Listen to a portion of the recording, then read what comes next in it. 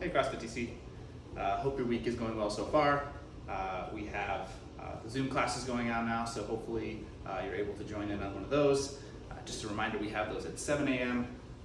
Every weekday, as well as noon and 6 p.m. And then we have them at 10 a.m. on Saturdays and Sundays.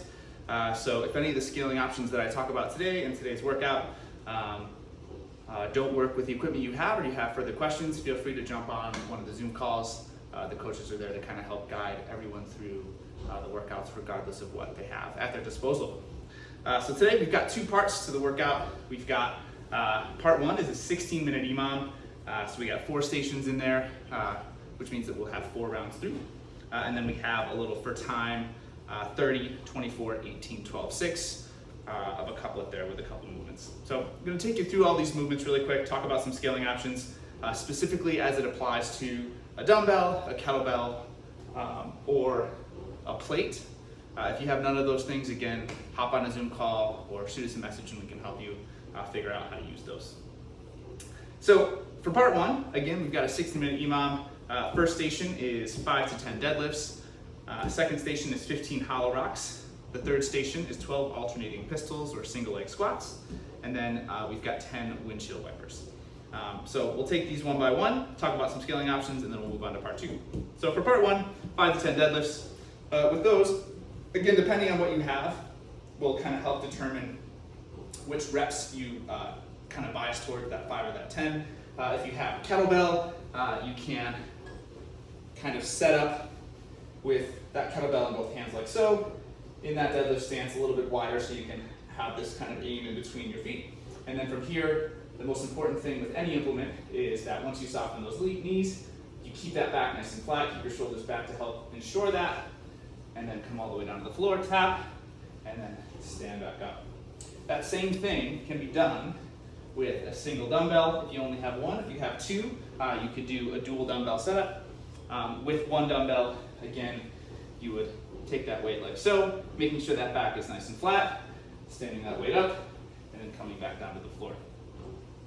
The other option you have, if you have something like a backpack that's loaded, is you can execute some sort of Romanian deadlift. So starting from that top position, not actually going to the floor. So an example of that with a dumbbell being used kind of as an odd object in this particular case would be to unlock the knees, go as low as you can. You're maintaining tension the whole time, and then you're standing up.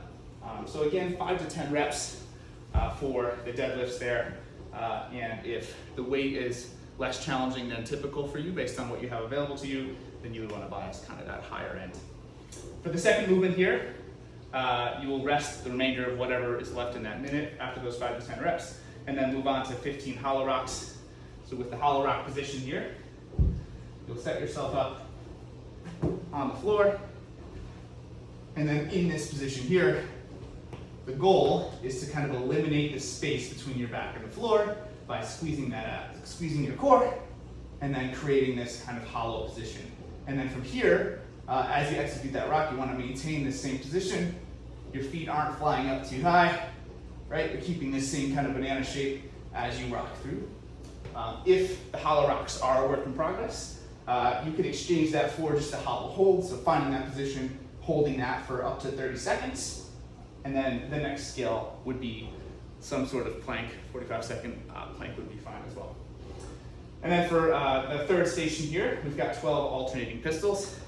So if you're able to do pistols, a single leg squat, you would just alternate between left foot, right foot. So again with this, making sure that foot is nice and seated. From here, kind of leaning forward, keeping that foot nice and flat, hips below knees, standing back up, and then switching to the other side. If that's still a work in progress, you can find some sort of elevated surface. So in this case, I have a box. You could use a staircase potentially, or some sort of stable object that helps you get to an elevated position. And then from here, you're starting from that top position.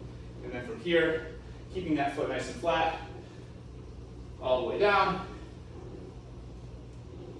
and then back up again. The big difference there is if you do scale this to some sort of elevated option, you can do 6 on one side or 5 on one side. and then switch to the other side rather than doing the alternating. And then finally, for that fourth and final station in the EMOM, we've got 10 windshield wipers. A couple different options here. Got this box on our way here, but hopefully we can execute this. So back on our backs, and then from here, focusing on getting those palms against the floor, feet straight overhead. You want to make sure you keep your back, your shoulders, and your hands connected to the floor as you tilt from one side and then to the other. If that's too challenging, you can keep those knees in, still maintaining palms to the floor, one side over, and then switch to the other side. If you want to make it more challenging, you can grab a towel, a mat, anything to kind of fit between your feet, keeping those legs extended, and then executing that same movement from one side all the way up, and then to the other. So again, 16 minute EMOM, 16 minutes total here, 4 stations, 4 times through. However long it takes you to get through those reps, you will rest for the remainder. Once you get through that, you kind of take a few moments there to catch your breath, recover a bit, and then we have a little for time piece at the end. 12-minute cap on this of 2 movements, 30 reps of the first, then 30 reps of the second, then 24, 24, 18, 18, 12, 12, 6, 6. Those 2 movements are some sort of swing, so ideally a kettlebell swing if you have it, or a dumbbell swing, or some sort of object for that particular movement. So we'll talk about 3 different options. We'll talk about the kettlebell swing, we'll talk about how you can do a dumbbell swing, and then we'll talk about kind of a plate ground to overhead if you do have a plate available. And then for the lunges, these are just unweighted lunges. You can do walking lunges, you can do forward lunges, reverse lunges.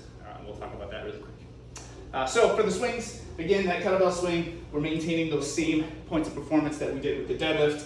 Talking about a hinging pattern here, keeping that back nice and flat. So once you set up for this, again, have that kettlebell slightly in front of you, thinking about hiking it between your legs, and then keeping that back nice and flat, Russian style, or if you're comfortable, finishing overhead, regardless, keeping that back nice and flat throughout.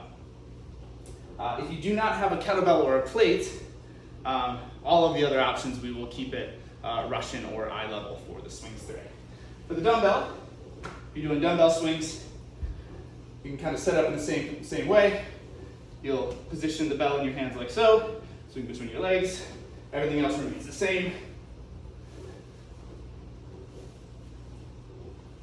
So on and so forth. And then finally, with the plate ground overhead, you'll kind of hold this like a steering wheel on 9 and 3. From the floor here, keeping that back nice and flat, you're going to aggressively extend, flip that plate up, and then back to the floor. Same thing, again and again. And then finally, lunges is the second movement in the couplet there. For forward or reverse lunges, biggest things you want to focus on here is that you're not keeping your legs too close together as you step forward or back. So I'll kind of do a slightly angled view here, so hopefully you can see what's going on. You want to make sure that if you're doing reverse lunges, that you're stepping back in such a way that you're creating railroad tracks here, and then coming back up. Same thing if you're doing forward lunges. Again, create railroad tracks instead of kind of too close together, so it doesn't feel like you're balancing on a tightrope. So again, for time here, 12-minute cap, 30, 30, 24, 24, 18, 18, 12, 12, and 6, 6. Descending rep scheme as you go through there. And if you want to do this with other people, hop on to Zoom. If you have any questions about that, you can shoot us an email, but you should have all the details in the most recent communication we sent on Friday. So have fun with this, and we'll see you guys soon.